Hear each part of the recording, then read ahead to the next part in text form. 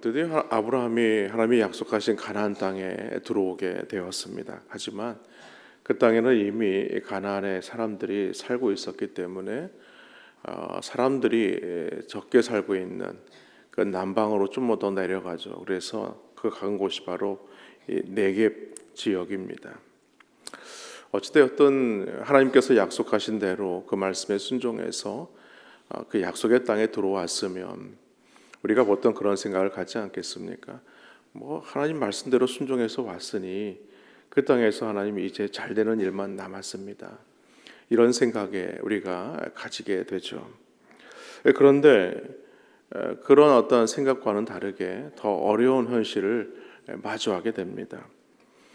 아브라함은 믿음으로 가나안 땅까지 와서 네겝 지역으로 내려왔지만 하나님께서는 그를 그 땅에서 기근을 만나게 하신 것입니다. 우리는 여기서 왜 하나님께서 약속하신 땅에 왔으면 순종해서 왔는데 왜 기근을 만나게 하시는 것일까? 그러면 우리는 이 본문의 말씀을 보면서 이렇게 생각을 해야 됩니다. 이것은 하나님께서 우리에게 주시는 믿음의 시험이다.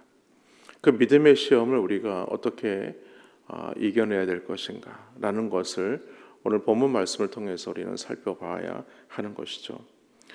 오늘 10절 말씀에 보니까 이렇게 말씀합니다. 그 땅에 기근이 들었으므로 아브라함이 애굽에 거류하려고 그리로 내려갔으니 이는 그 땅에 기근이 심하였음이라 라고 말하죠. 이러한 일들은 오늘 우리가 살아갈 때에 경험할 수 있는 어떤 믿음의 현실일 수 있습니다. 예수님을 잘 믿고 또 신앙생활 열심히 하면 하나님께서 형통한 축복을 주셔야 되는 것이 맞지 않겠는가라는 것이 우리의 생각이라는 것이죠. 그런데 믿음 생활을 열심히 하면 할수록 우리에게 기근과 같은 그런 어려움들을 만나게 하고 마주하게 된다는 사실입니다. 그럴 때 우리가 오늘 본문을 통해서 어떻게 해야 되는가를 우리가 다시 한번 살펴보아야 하는 것이죠. 그렇습니다. 믿음으로 살기 위해 다짐하고 제대로 믿고자 하면 가장 먼저 만나는 것이 바로 믿음의 시험입니다. 열심히 없는 믿음 생활을 할 때는 별 큰 어려움이 없습니다만 열심을 가지고 내가 뭔가 열심히 하나님 앞에 헌신하려고 하면 거기에는 반드시 시험이 찾아오는데 어떤 시험이냐면 믿음의 어떤 연단을 받는 그런 시험들을 만나게 되는 것입니다. 그렇기 때문에 열심히 있는 성도들에게 이런 시험이 다가오면 여러분 그것을 두려워하지 마시고 당연한 것으로 내가 열심히 신앙생활을 하고 있구나 라는 것을 여러분들 스스로 돌아보시기를 바랍니다.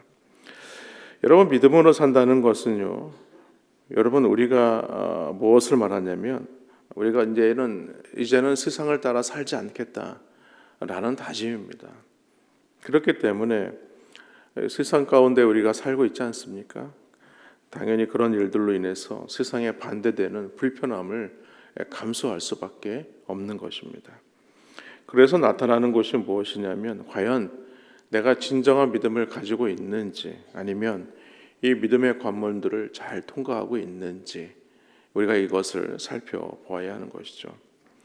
그리고 지금 아브라함 되기 전에 아브라함은요, 이 믿음의 시험대를 지금 통과하고 있는 겁니다. 그런데요, 안타까운 일은요, 아브라함은 그만 그 믿음의 시험대에서 안타까운 선택을 해요. 그래서 선택한 것이 애굽으로 내려가는 것이었습니다. 그리고 그때부터 사건들이 꼬이기 시작합니다.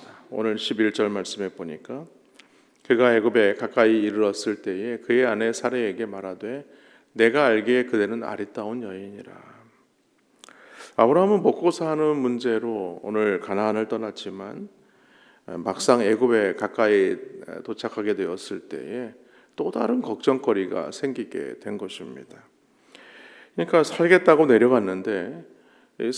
내려갔다가 자칫하면 죽을 수 있겠구나 이런 생각이 든 것이죠. 이 걱정거리는 뭐냐면 자신의 아내 사레가 너무 아리따운 미인이라는 거예요. 평소 같았으면 남편이 사랑하는 아내를 아리따운 여인이라고 이렇게 말할 수 있을 정도라면 팔불출이라고 얘기할 수 있겠지만 근데 본인의 생각이 아니고 오늘 애굽 사람들도 그렇게 생각을 했다는 거예요. 그러니 이 아브라함 입장에서는 마음이 불안한 거예요. 그 내용인 짓은 무엇이냐면 당신이 아름다우니 당신을 빼앗기 위해서 분명히 나를 죽이려고 할 것이니까 우리가 거짓말을 하자는 것이었어요. 그러니까 이런 상황을 만나게 되면요, 우리가 어떻게 해야 되는가 돌이켜야 되는 게 맞겠죠. 그런데 우리는 이런 상황들을 이렇게 말할 수 있습니다. 갈수록 가관이구나. 갈수록 가관이구나. 그 약속의 땅을 떠난 것까지 모자라서 이제는 거짓말까지 하게 된 거죠. 근데 거짓말을 하게 되었지만 마치 이 거짓말을요, 다른 사람을 속이기 위한 것이었지만 자신의 꾀에 넘어지고 맙니다. 처음부터 순전한 믿음을 가지고 하나님을 따르는 사람들은 그렇게 많지는 않습니다. 하나님을 믿다가도 어려움을 만나면 우리가 때로는 인간적인 어떤 삶의 자리로 들어가기도 하죠. 마치 아브라함처럼 예전에 갈대아 우르의 삶으로 예수님이 그를 부르기 전에, 하나님이 그를 부르기 전의 삶으로 돌아갈 때도 있을 것입니다. 그러나 믿음의 길은 무엇인가? 때로는 그런 일을 만나도 엎치락 뒤치락 하면서 참 때로는 절망도 하고 낭망도 하고 시험에 들기도 하고, 그러나 그런 상황들을 계속해서 이겨나가는 것이 바로 믿음의 길이라는 겁니다. 그렇게 해서 예수 믿기 전에 삶을 선택하거나 또 그래서 그것으로 인해서 어려움을 겪게 되고, 또 때로는 그런 일을 만났을 때에 자신도 모르게 그것을 합리화할 때도 있다는 것이죠. 그런데 오늘 아브라함이 그랬습니다. 살고자 선택한 판단이었지만 문제가 점점 꼬이게 되었고 거짓말을 하게 되니까 또 거짓말할 일이 또 생기게 된 것이죠. 그러다 보니까 어느새 그는 진실에서 멀어지는 삶을 살게 된 것입니다. 결국 오늘 아브라함 생각대로, 아브라함 말대로 그런 일들이 일어나지 않습니까? 애굽의 왕 바로가 이 사라의 미모를 보고 그녀를 왕궁으로 데리고 갑니다. 그러니까 우리가 그 하나님 말씀대로 살지 못하는 선택을 하게 됐을 때에 그것이 어떤 일이 일어나게 될 것인가라는 것을 우리가 너무 잘 안다는 거예요. 그런데 그런 생각대로, 그런 말대로 그런 일들이 현실에서 일어나고 있다는 겁니다. 그런데 어이없는 상황은 요즘 아브라함은 그 일로 바로로부터 두둑한 살해금을 받습니다. 오늘 16절 말씀해 보니까 이에 바로가 그로 말미암아 아브라함을 후대함으로 아브라함이 양과 소와 노비와 암소 나귀와 낙타를 얻었더라. 그러니까 아브라함은 뜻밖의 큰 재산을 얻게 된 것이죠. 그런데요, 아브라함이 그 재산을 받고 기분이 좋았을까요? 아니죠. 아마 밤새 통곡하지 않았을까 싶어요. 자신이 생각한 대로, 자신이 말한 대로, 자신이 뭔가 꾀를 내어서 자신이 살고자 했지만 그로 인해서 자신의 아내를 빼앗겨버리는 그런 남자가 되고 만 것입니다. 여러분, 오늘 말씀을 계속해서 반복하고 있지만 믿음의 길을 시작해서 하나님이 약속하신 가나안 땅에 왔어요. 근데 그곳에서 하나님의 축복을 받았다기보다 기근을 만났다는 거죠. 그러면 그 기근의 원인이 어디에 있는가를 생각해 보아야 되는데 그런 생각을 안 했어요. 그냥 당장 먹고 사는 문제, 이 문제를 해결하자.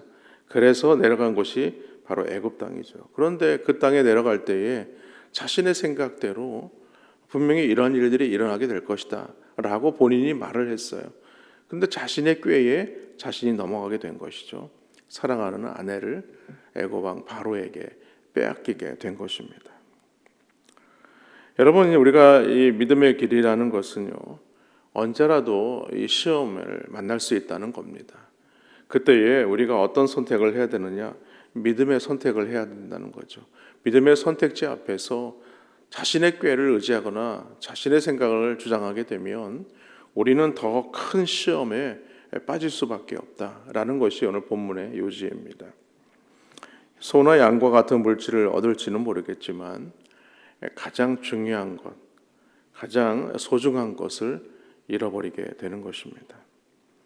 그런데 하나님은요, 그러한 상황에 처한 아브라함을 그냥 그대로 내버려 두시지 않았어요. 않고 은혜를 베푸시죠. 문제를 아브라함이 해결할 수 없으니까 하나님이 직접 해결하십니다. 오늘 우리도 마찬가지예요. 여러분, 우리가 믿음의 길을 떠났을 때에 어려운 일을 만나지만 하나님은 하나님의 백성들을 그냥 내버려 두시지 않습니다.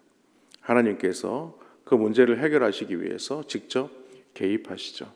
일하십니다. 그래서 그 문제들을 다시 돌이키게 하시는 것입니다.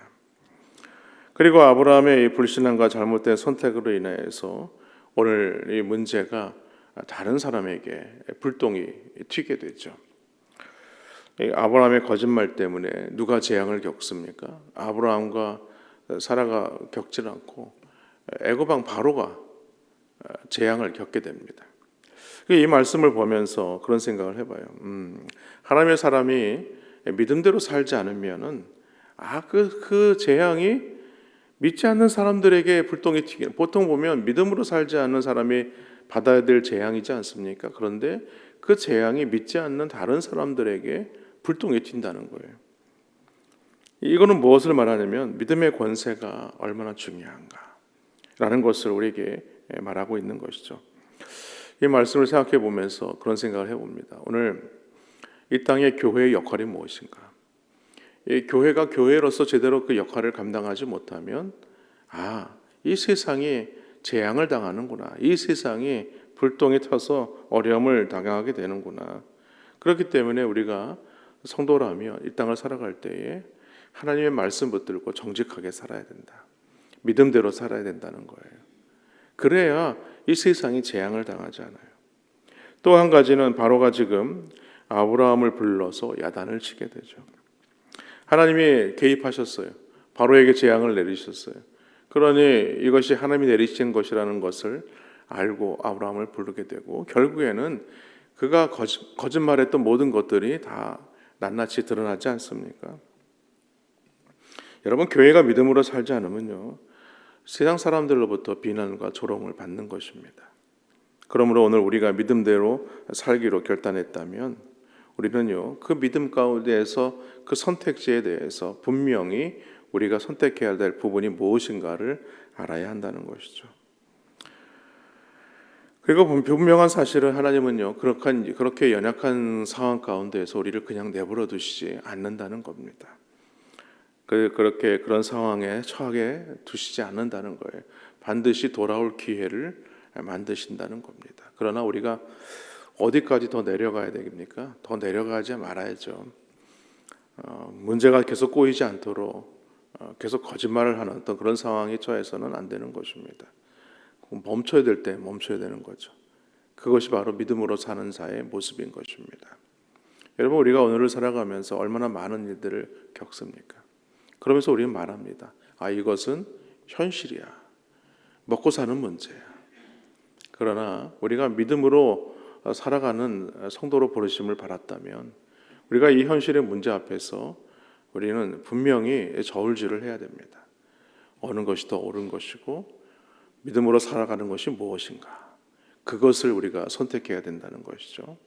우리는 그런 일을 만날 때 우리가 가장 먼저 선택하는 것이 무엇인가를 생각해 보면 과연 나는 믿음으로 살고 있는가, 그렇지 않는가를 알 수가 있습니다. 여러분, 우리의 삶에서 가장 중요한 선택지에서 바로 우리 하나님을 선택하시는 귀한 은혜가 있기를 주님의 이름으로 간절히 축원합니다.